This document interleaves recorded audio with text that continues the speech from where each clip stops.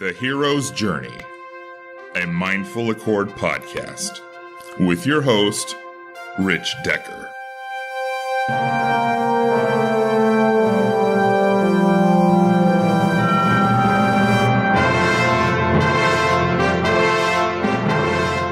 Hello, and thank you for taking some of your valuable time to listen to the show. If you enjoy this show and have been inspired by this episode or another episode, I would encourage you to join our Patreon page. For those who are unfamiliar with Patreon, it's a platform that allows artists and content creators to build relationships with their audience, while at the same time earning enough money to keep providing the content. When you join our community, you will gain access to exclusive content such as live guest Q&As, behind the scenes, and other exclusive offers. And you can join for as little as $1 per month. There's a link in the show notes that'll take you directly to our page. Our guest for this episode is Dr. Sian Proctor. Dr. Proctor is an African-American explorer, scientist, and STEM communicator. And she was down to the last 27 people selected to be an astronaut for NASA. She is a geology, sustainability, and planetary science professor. She has also appeared in 3 educational TV shows. She was on The Colony Season 2, which was aired on the Discovery Channel. She has appeared on the PBS series Genius by Stephen Hawking, and she is currently featured on the science show Strange Evidence. Now, that's an incredible resume, but what makes Sian's journey so unique is she was a trailblazer. Until recently, she was the only black female she has met in the past 30 years in her fields of study.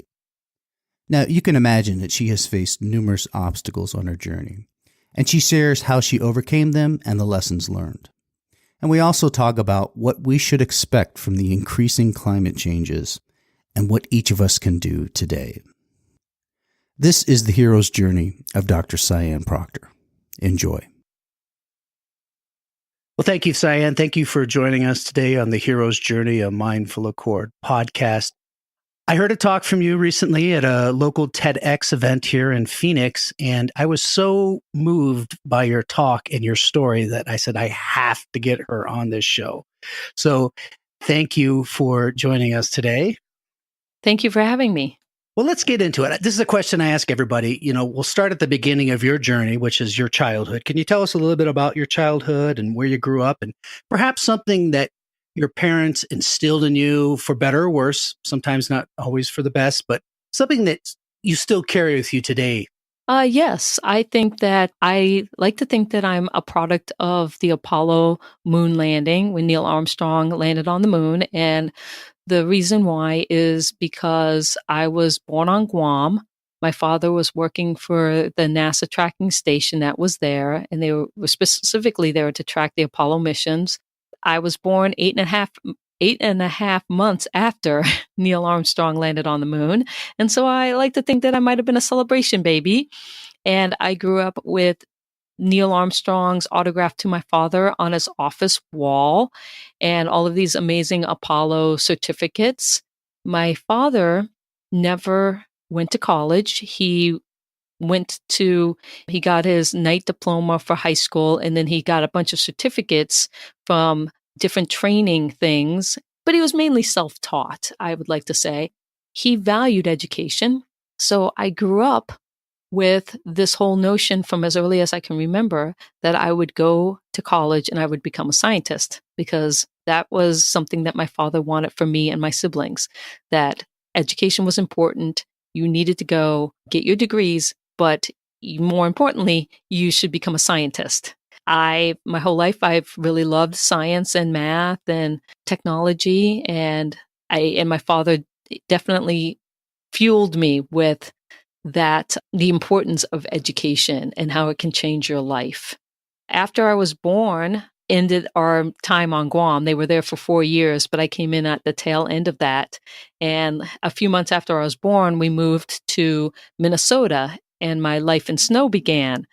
We lived in Minnesota, we lived in New Jersey, we lived in New Hampshire, and I graduated from high school in upstate New York. So going from Guam to Minnesota must have been like going to another planet. I think so. And unfortunately, I have not actually been back to Guam. I would really love to go. I wish that I would have been able to take, my father passed away when I was young, and then my mom more recently. But one of these days I'm going to go back to Guam and see where it all started. Well, you travel a lot. That's correct, right? I do. I love traveling. Well, I have a couple of questions. So your father worked for NASA, but he didn't have a degree. I'm surprised by that. Yes, he was very smart and gifted with mathematics. He ended up doing a lot of training in inertial guidance systems and kind of like ICBM, intercontinental ballistic guidance, and things like that. He just, kind of like the Hidden Figures movie, he was good with math and he was good with kind of trajectories and those kinds of things. And he was able to be hired with one of the NASA contractors, Bendix Corporation. Yeah, it was a really interesting, unique situation that he found himself in. And I definitely lucky for me and my siblings. So he self-taught him. He was self-taught all that information. Well, I think that, he had school, but I think he loved math books. And I just remember as a kid, even in his spare time when I'd come home, he would be looking at math books and doing math equations. And so I think that it was just one of those things that he really loved. He was able to capitalize on that. Now, have you seen the movie First Man yet? I did. I just saw it this past weekend. It's a great movie. It is. Now, did you know him personally? No, I never met him. So Neil Armstrong, after they had the splashdown and he came back to Earth and went through quarantine.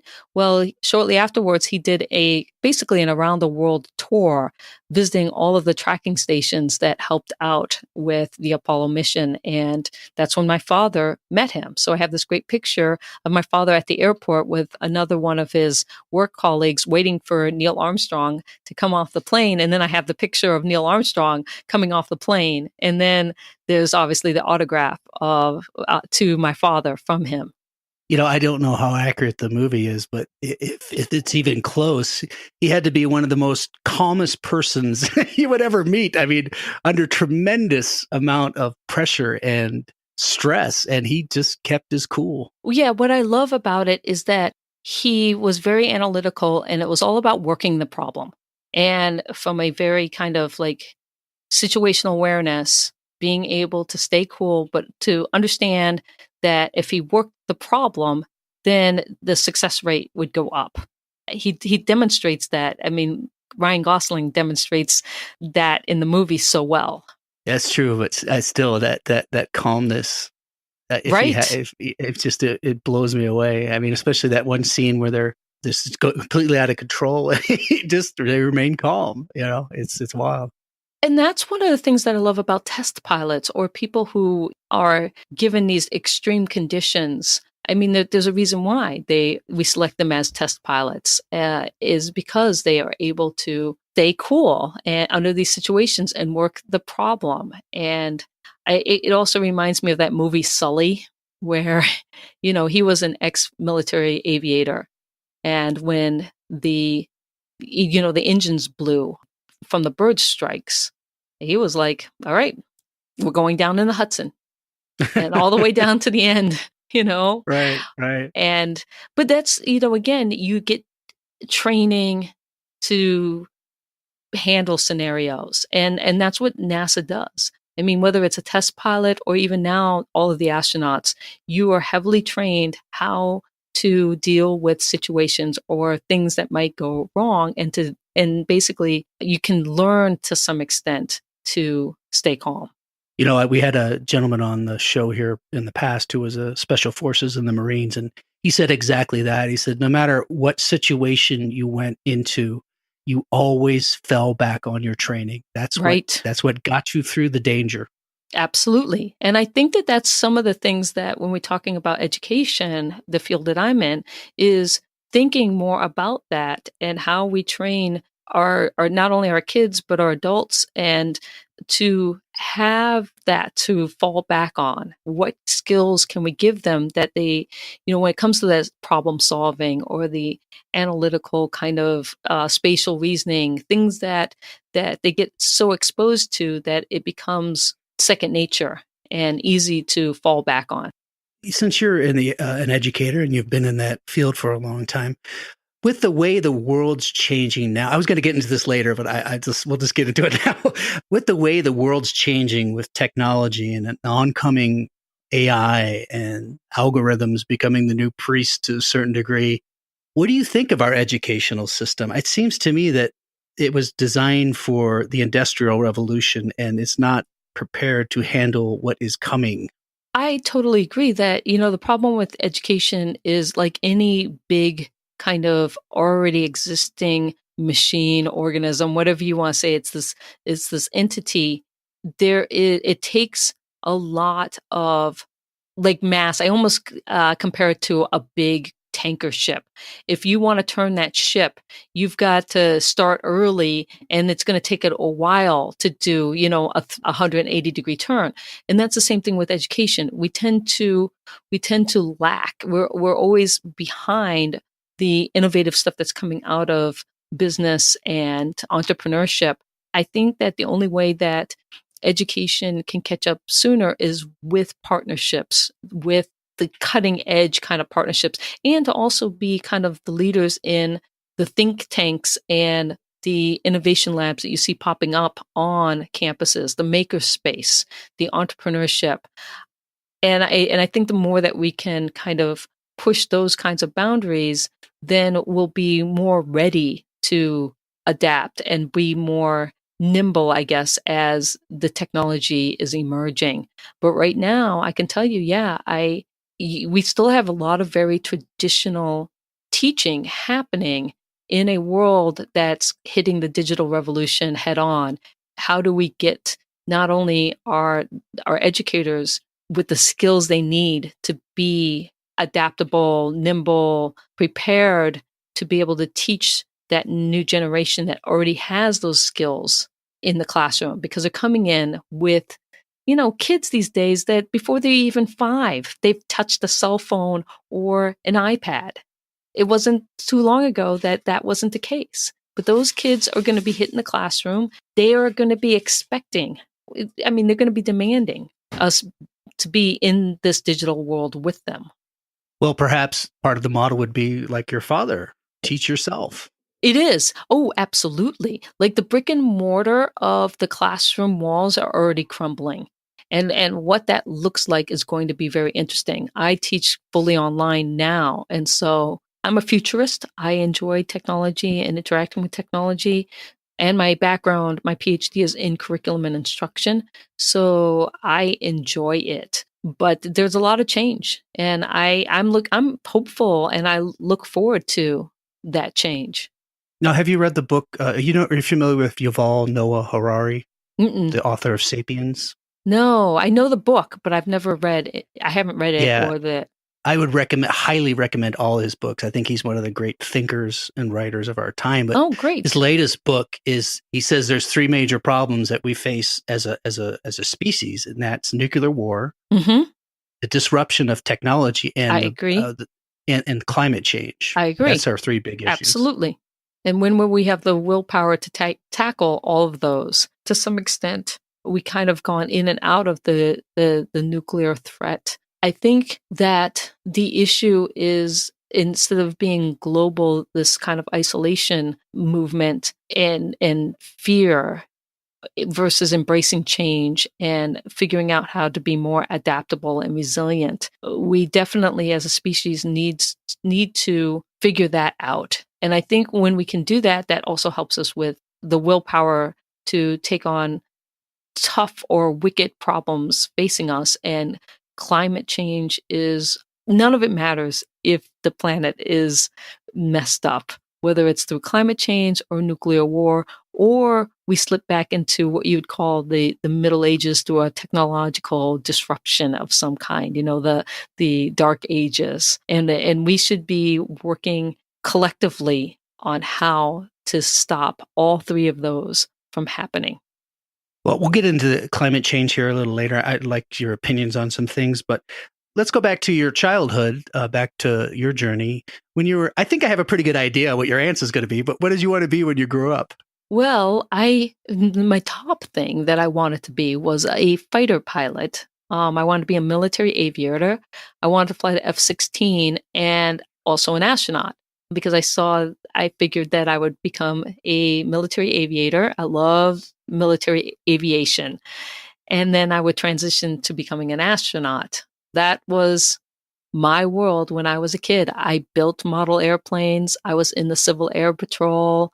I loved Top Gun. I mean, that was it. And then I'm also a product of the space shuttle era. And so I loved watching the shuttle launch and following that when I was a kid. Do you remember where you were when the Challenger blew up? I absolutely remember where I was when the Challenger blew up. I was home pretending to be sick because I wanted to watch the Challenger launch. And I remember when it went up, I can picture it now, that iconic kind of throttle as they started to rotate and then the explosion and the way it looked with the rocket boosters kind of going off and the white, and turning to my mother who was in the kitchen and saying the shuttle just exploded, and her being like, no, it didn't. And me being, no, the shuttle just exploded, and just the impact that had. Did that affect your dreams at all? No, it definitely didn't. It was more just the sadness of losing that crew and obviously the first teacher astronaut. I've always kind of known that there was risk associated with exploration.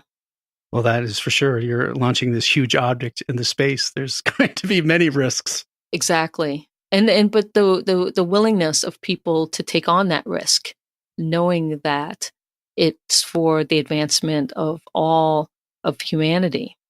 Yes. So you didn't join the military. You pursued the educational side. Is that correct? Yeah, that's correct. When I basically got when you were a glasses. younger person, you didn't join. I know you wanted to be a fighter pilot, but you didn't join the military? No, I did not. When I was still a teenager, I got glasses, and I knew that I couldn't be a military aviator. A couple other things happened, but it was the fact that I knew I was never going to be a pilot in the military. And as a result of that, I made the decision not to pursue a military career because I thought, well, if I can't fly, what's the point? And so then I went off and got my degrees in science. Can you say why you weren't able to fly? Yes, because back in those days, if you didn't have 20/20 eyesight, you weren't eligible to be a military aviator. Really? Now, what's the difference now between now and then? Now, it's my understanding that you can get LASIK or corrected surgery, and they will accept you. Oh, with the LASIK surgery. That's Yes. Interesting. I guess they didn't have that then, did they? No, back in those days, that was, we're talking the 80s. Yes. Not to date myself, but we're talking the mid 80s. Military aviators had good eyesight. And if they didn't, then it's usually after they'd already been selected. So going into the field of study you went into, and I'd like you to elaborate a little bit on your education, but I would imagine that an African American woman, you were probably in the minority in your fields. Yes, that's needless to say.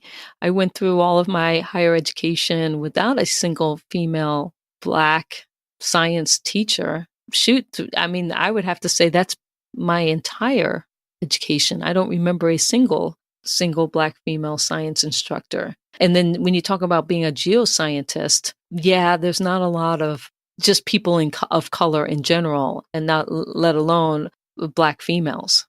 Now, why do you think that is? Well, I think part of it is cultural.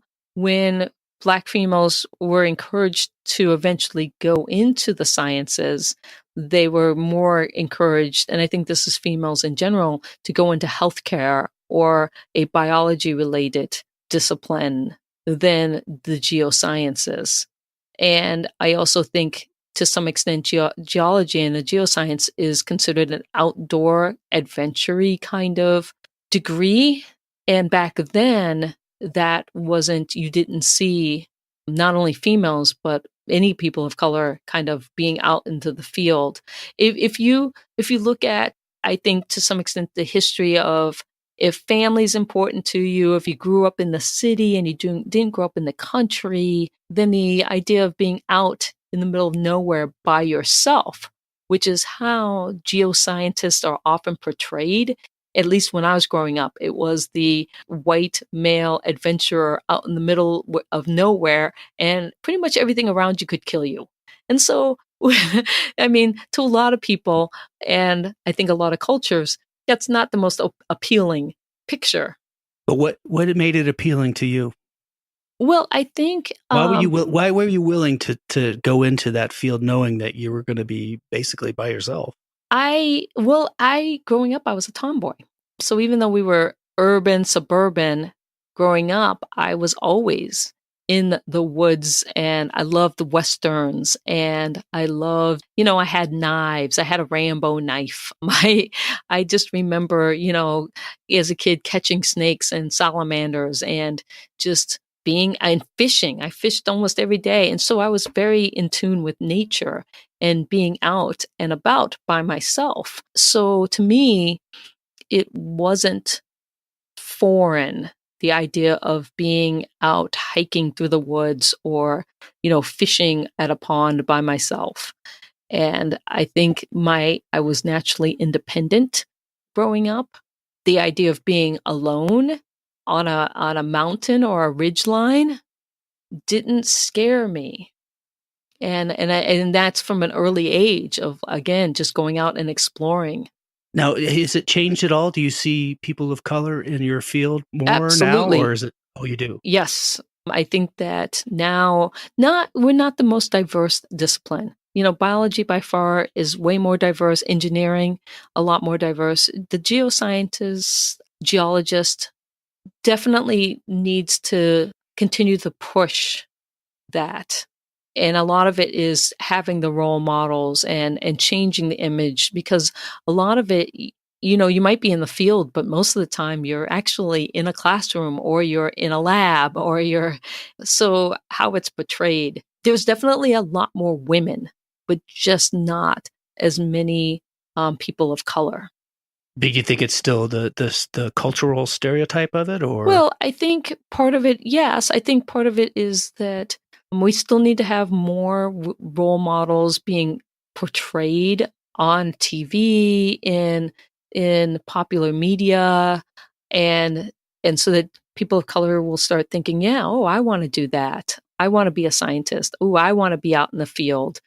But then also, I think getting kids out on field trips and getting them out hiking at an early age and camping and experiencing the outdoors is important. Well, you're a role model. I don't know how you feel about that. Does that ever cross your mind? Yeah, it's kind of funny to think of it that way. I've recognized that I am a role model and I do have things to contribute.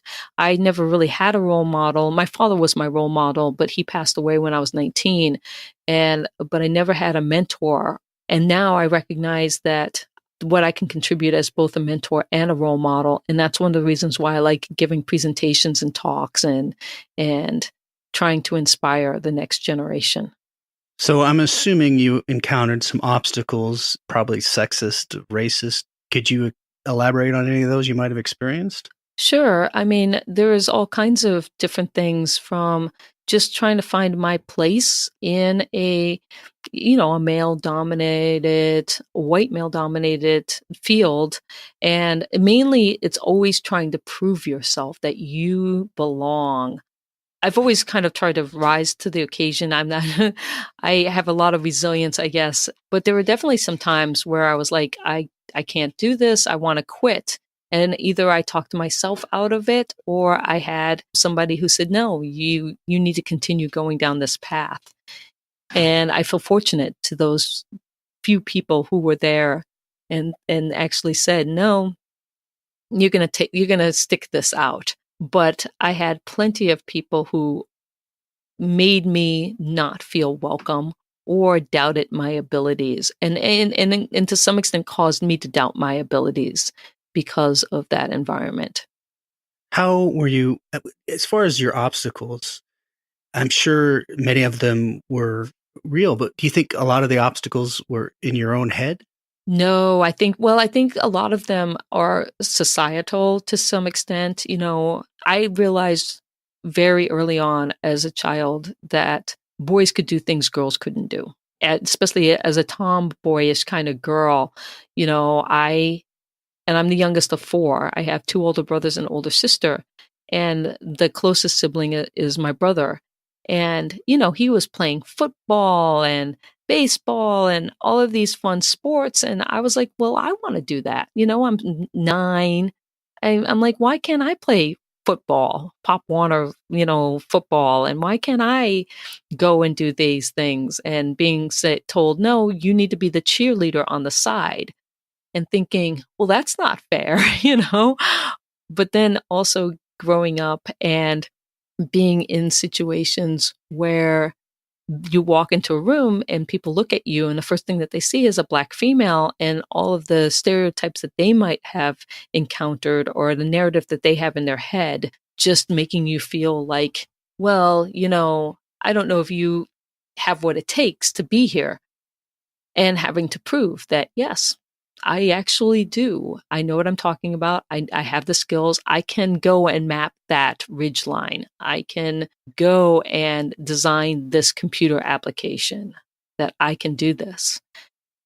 And just feeling like they expect you to fail. And to some extent, it's not always in your face. It's subtle things that happen. You can see the way that they talk to, as a student.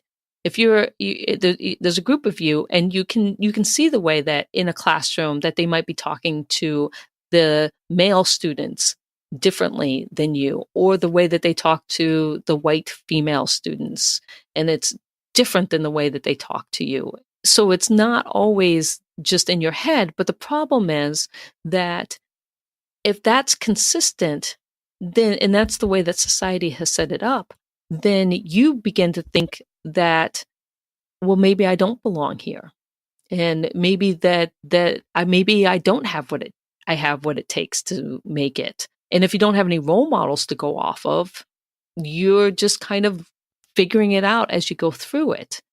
And so I think a lot of the voice inside our head, that voice of doubt, that imposter syndrome, is a result of the norms of society and the situations that we find ourselves in, and having the confidence to overcome that, to change the conversation in our head so that we can persist and, to some extent, prove the people around us wrong. And it's funny because now I get people who have seen my progression to where I am now who say, wow, your career has been amazing, as if they expected it not to have been, to some extent.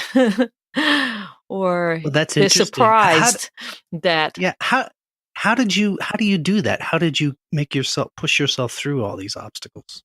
Well, you know what? I don't like being told I can't do something. High determination, conversations in my head saying, and trying to be realistic with myself, and saying, look, okay, do I have the skills? Yes. Can I learn them if I don't? Yes. Do I deserve to be here? Yes. Am I going to make it? I'm going to make sure I do. And so really kind of controlling the conversation, not with the people who are my doubters and things like that, but with myself, and giving myself that kind of pep talk that I'm going to figure it out. I can do this. I think that that's directly a product of my father, because my father never, ever questioned whether or not I could do anything. He said I couldn't do everything, but not that I couldn't do anything. So when I wanted to build model airplanes, he took me to the model store and said, pick out what you want.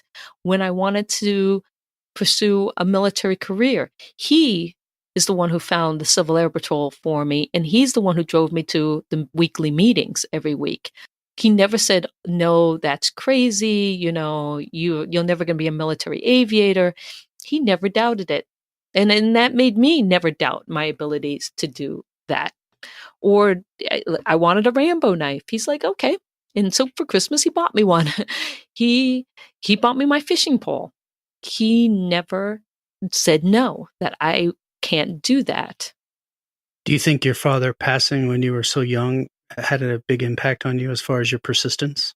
Yeah. My father passing when I was 19 had a huge impact on my persistence and my desire to push the boundaries and to do things while I could, because you just don't know when you're done. Well, that's true for all of us. It is. None of us know. Every day could be the last. That's correct. So going back to your many experiences that you've had in your life, including being on a reality TV show, which we'll get into a little bit, but the one that I find the most fascinating, which puts you in again, another trailblazing position, is that you were accepted into the NASA program to become an astronaut. Is that correct? Yeah, I would say that I went through the selection process to become an astronaut, and I ended up being a finalist. In the end, it was a no, but I went through, filling out the application all the way through multiple interviews to a yes/no phone call. Now, this was a dream when you're a child. When this was happening, were you like, wow, my dream might be actually coming true? Is it just were those thoughts in your head? Yeah. I mean, I was like, oh my, I couldn't believe it. Actually, I'm like, what? I'm going to be an astronaut. Wait, they might actually say yes.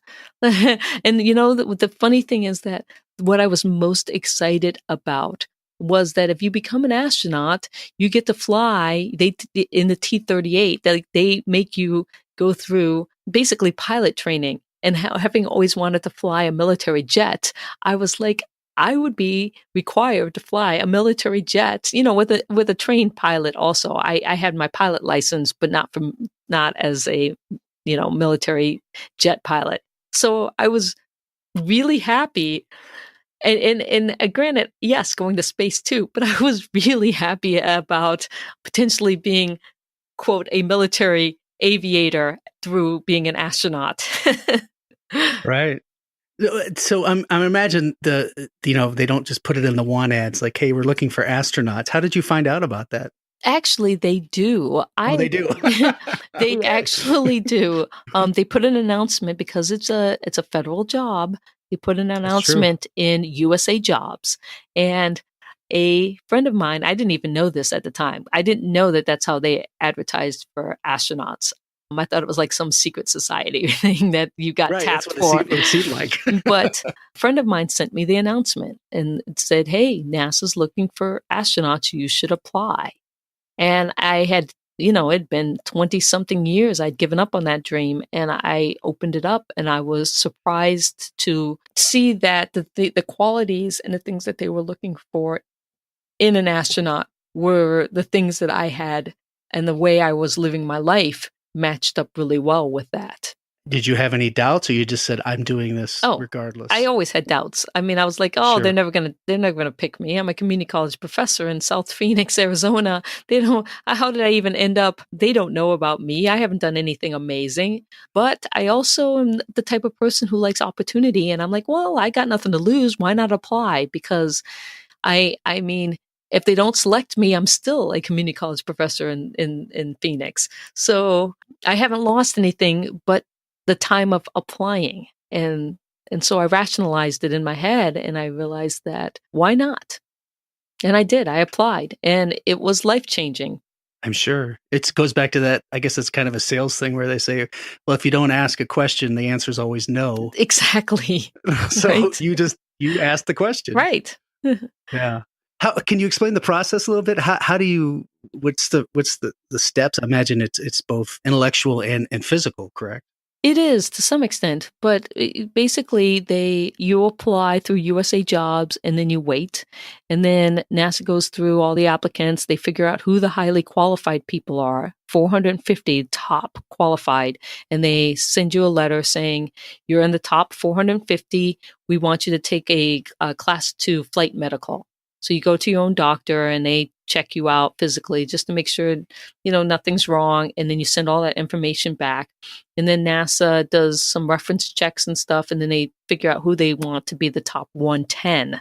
In my case, it's about 100, 110, 120. But in the year I applied, it was 110. And they contact you and they invite you to Johnson Space Center for 3 days where you would have interviews, you'd be tested on certain things, and you would also get to tour the facilities and meet astronauts and things like that.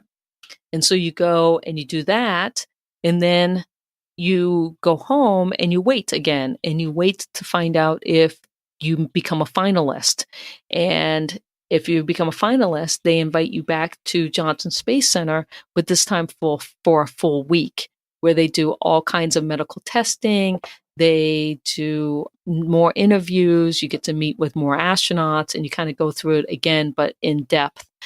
And then after that, you go home and you wait again. If you're not medically disqualified, because they will let you know if you are. And if you're not, you go home and you wait for a phone call. And it's either a yes, welcome to the astronaut corps, or it's a no, sorry, please apply again in the future.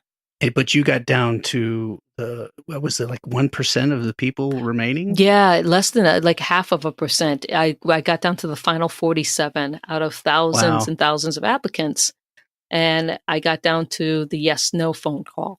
So how did you handle that disappointment? Oh, I'm sure you were disappointed. I totally disappointed. I mean, you think, wow, this could possibly happen. I was in DC. I remember I was at Goddard Space Flight Center doing a summer internship, visiting faculty thing. And I just happened that my best friend was also in DC doing an internship at the National Institute of Health.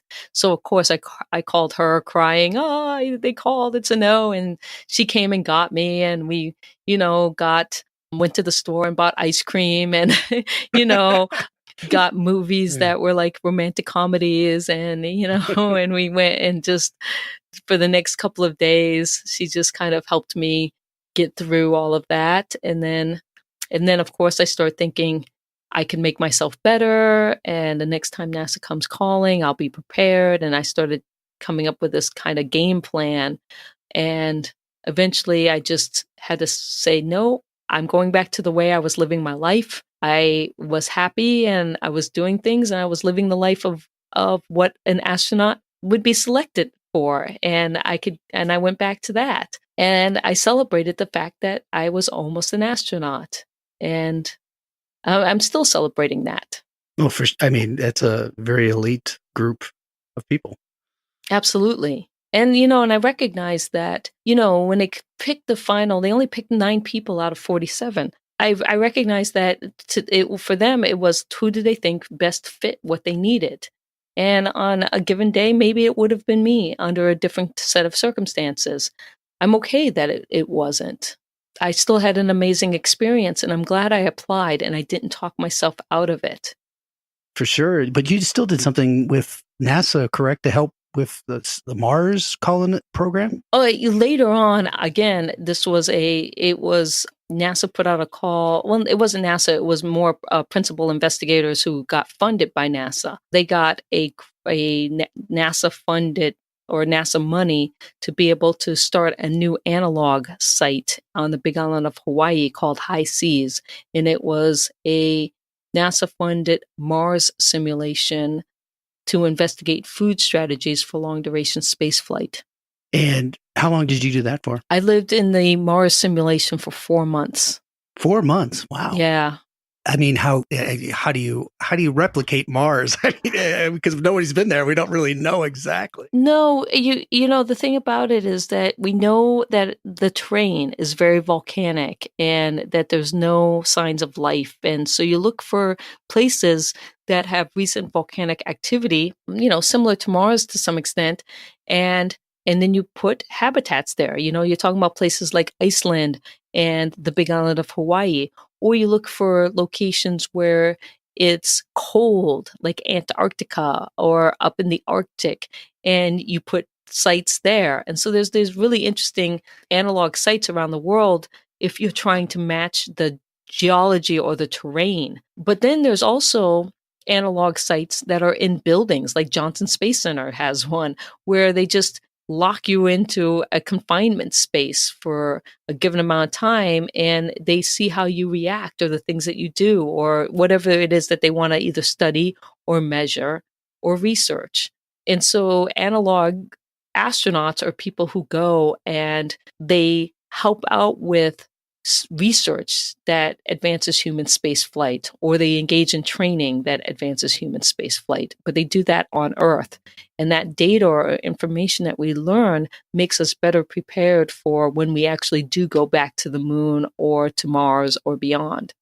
So are you still involved with that program? No, I'm not necessarily high seas. They've had other crews go in after I was with the very first crew.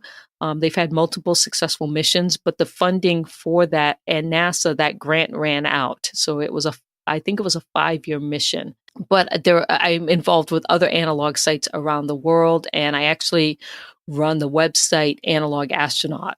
If people are interested in analog astronauts, they can, go to www.analogastronaut.com, and they can learn about the training and the facilities around the world and that kind of information. And so this past summer, I lived in a moon simulation for 2 weeks in Pila, Poland. That's fascinating. That's incredible. So how close are we to getting to Mars, either through NASA or SpaceX or somebody else? How close are we? We're a long ways away still. I think that the conversation is shifted back to the moon and creating a moon colony first. And I think I was a big fan of that way before, in the beginning, that we needed to go back to the moon before we went to Mars. Really? Yeah. I haven't heard anything about that. Oh yeah. So there's a big push now to go to the moon instead.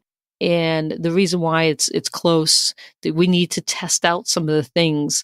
The moon will help us get there.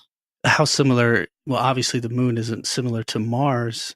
No. Why would they pick the moon, just because it's already been done? Or? Well, no, because it's closer. I mean, you're still going to have to convert. And so your resource management, being able to build, but it's still, the moon it's a volcanic past also. It's heavily cratered. There's water. So there's some things that we can go and do, creating a structure and radiation shielding. And so there's things that we can test and do that will make it easier for us to be able to make the hop to Mars. And I'm a moon girl, so I've always been partial to the moon, Right. That's exciting. That's really exciting. I mean, the kid in me is jumping for joy. Right. I would love to see I'd love to see people on Mars, but in my lifetime, but I would love to see for sure a lunar base or habitat established well within my lifetime. That's fantastic. So let me ask you real quick about the reality show. And I've always wondered this. How real is it, or is it mostly scripted? No, it's unscripted. Definitely. Oh, really? Yours was. No, yeah, it's not scripted, but what they do is so what people say is what they say. What happens is that the producers of the show really control how you interact. So you don't realize it, but they're doing things to manipulate you or to manipulate the situation. At least that's the reality TV shows that I've been involved in, where you go in to a situation and you just don't know what's going on. And then, all of a sudden you're being attacked by marauders and they're trying to steal your food and you're going to react and things like that. Oh, and it's not totally real. Oh no, it's definitely not real. Yeah. It's not real. It's unreal, but it's also unscripted. And people say things in the moment, and they're trying to capture those reactions and the things that people say. And it's their job to push you or push your buttons so that you are more dramatic. Sure. You got to sell commercials still. Yeah. But I think that when it comes to the science documentaries, I've been doing a lot of science shows lately, and those have been a lot of fun because I've been able to go in and demo, especially on Strange Evidence, demonstrate some of the science behind the phenomenon that we see in some of these videos on YouTube. That's fantastic. Well, let's get into something that's it's pretty serious. But so you're a geology, a sustainability, and planetary science professor at South Mountain Community College. And I was recently reading about this lake in Alaska. I think it's Asai Lake. Uh-huh. You're familiar with that? No, not at all, actually. Well, what's happening, it looks like it's boiling, but... Oh, is that methane that's being released from underground? Exactly, from the permafrost melting underneath. Big issue. And I guess there's like 300 of those lakes around the world right now. That's extremely frightening to me. It is. That is something that is not that humans that's just not a quick fix. No, and what it's going to be interesting to see, because what we need to happen at the same time is that as the permafrost is melting, you're also getting the greening of those places. And what I mean by that is that trees that would normally only grow a foot or two high, really shrubs, are now maybe 3 or 4 feet high. And what we need to do is we need to hope that we can green the world as these gases are being released, whether it's carbon dioxide or methane, and figure out ways that we can pull these excess greenhouse molecules out of the atmosphere. And one way is by greening the world. The other way could be potentially some types of scrubbers, or I don't know. The ocean has always been a buffer for us, but as it warms up, it's having issues also. It's a complex problem, and we need to focus as much attention to it as we humanly can. Globally, we need to come together, and we need to start looking at real viable solutions. Do you foresee that happening, or do Absolutely. you foresee this might? Oh, you do. I absolutely do. I'm concerned that we get so caught up in Well, in all the nonsense, like Trump tweets and all this stuff that I'll give you an example. So today I don't read the news. I don't listen to the news anymore. I stopped a while ago, but I just glanced at a USA Today. Every single headline was negative or fear-based. Oh, absolutely. And so we get distracted. We do. This is a humongous issue, not just for us, but for every species on the planet. It is. It absolutely is. But being a positive, optimistic person, I am hoping that we will hit a point where we will start taking real action. And my only fear is that we will already be past the tipping point. And nobody knows where that is, where you start getting collapses. But we are a reactionary species. And I mean that, even from the Apollo, to some extent, we react to fear. Right now, we're reacting to fear in a negative way. But what I'm thinking is that I'm hoping that when we start having mass migrations and issues surrounding climate change, that we will come together and we will take action that will be proactive and that we will look for solutions. But it's usually not, if you look at our history as a species, it's usually not until something's gone really wrong that we react. That's true. Now, I'm going to run something by you. I'm curious your reaction. I don't know what your beliefs are philosophically or anything like that, but I kind of think in some ways, perhaps this is the way of Earth correcting itself, because nature, Earth, lives in balance. Humans, this one of its children, has gotten very out of balance. There's so many of us, and we're so destructive that maybe this is the way the Earth kind of correcting itself. That's one of the things, is that nature does find a way to balance itself. Usually that's in the form of a virus or disease. If you look at a lot of populations, like deer populations, when they start to get too big and they can't manage the resources around them, start to be overwhelmed, there's usually some kind of incident or something that happens that knocks them back down. And that's that kind of balance thing. Now, we are the most clever species to inhabit the Earth. And so we have managed to be able to live in the most extreme environments. We've got people in space, we've got people underwater, we've got people everywhere on the planet, and we've been able to manipulate resources in ways that other species have not. Now, what that means, whether or not it will be a climate change or a virus or something, typically there is some kind of corrective factor. The corrective factor might be ourselves. We might do something. We are a clever, imaginative species. And so we could also come out on the other end of this. I like to think of the Star Trek future, where not that we've left Earth and we're colonizing other planets, but that we're somehow overcome our differences and we start working collectively together as one species and one planet, and that we start taking care of Starship Earth.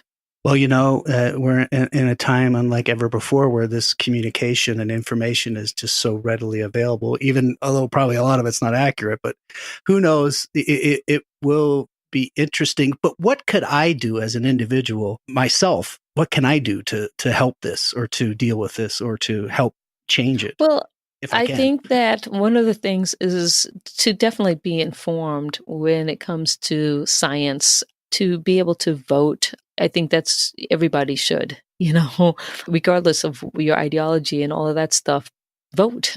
But I think the more informed you are about science and the science things that are happening, and understand that science is fluid, it's always changing, that it's not just facts. It is us understanding how the world works based on our current technology and the knowledge that we've collectively gained over, centuries. And that understanding the process and understanding where, we're seeing the threats and the science and the data behind those threats. Like, why do we know the world is getting warmer? And why do we know that, the major glaciers are melting? And why do we know that the oceans are acidifying?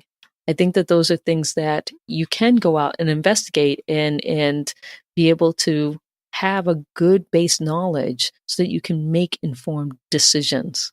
Well, that leads perfectly into my next question is you're a STEM communicator. Can you explain that? A STEM communicator is somebody who has a background or a significant knowledge in science, technology, engineering, and mathematics, and they go out and they share their knowledge.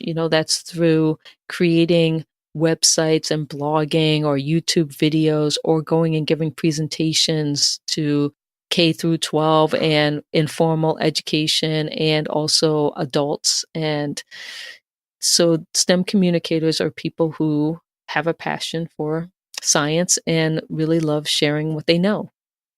My feeling is that I think we should all be like that, especially with the challenges we're facing. I think we should all try to be like Elon Musk and try and get to I Mars. totally agree. And, in my classes, I teach fully online, and my goal is to make my students, these are non-science majors taking science because they're required to. A lot of them are business majors, and, they can be anything, but they're definitely not science majors. But my number one goal is to help them become better STEM communicators.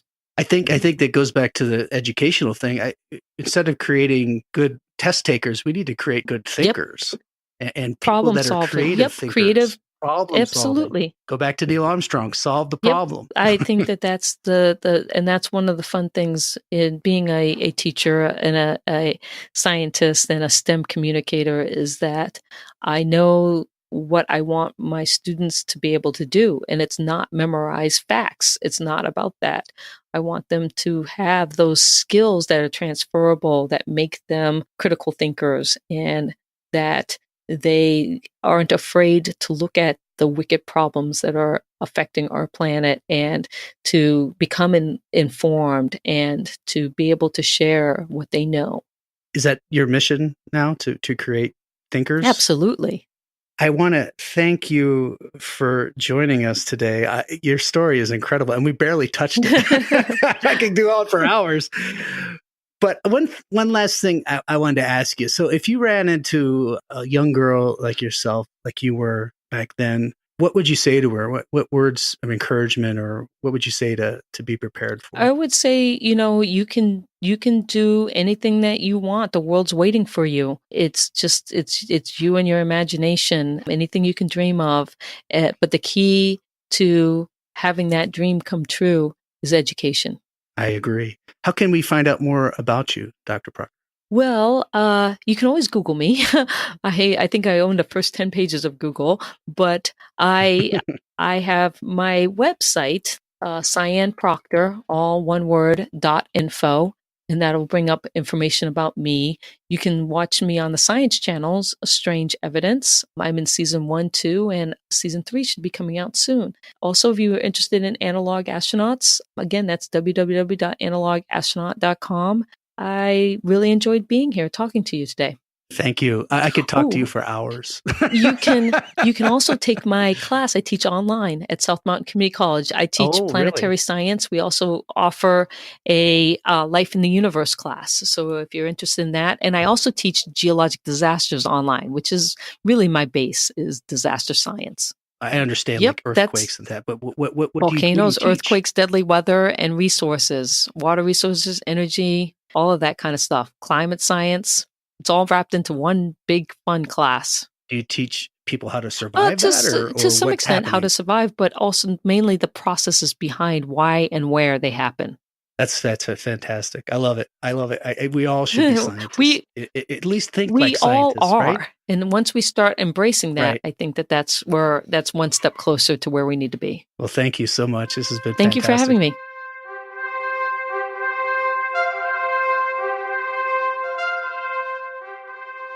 Thank you again for listening. And please leave any comments or suggestions. We're always looking for ways to improve our show and make it the best show it can possibly be. Visit mindfulaccord.com, where you can find additional episodes and you can follow our blog. We give some helpful information on mindfulness, meditation, and just ways to manage our everyday stressful lives. And most importantly, if you know of a friend or a family member that would benefit from this story, please share it with them. Until next time, I'm Rich Decker.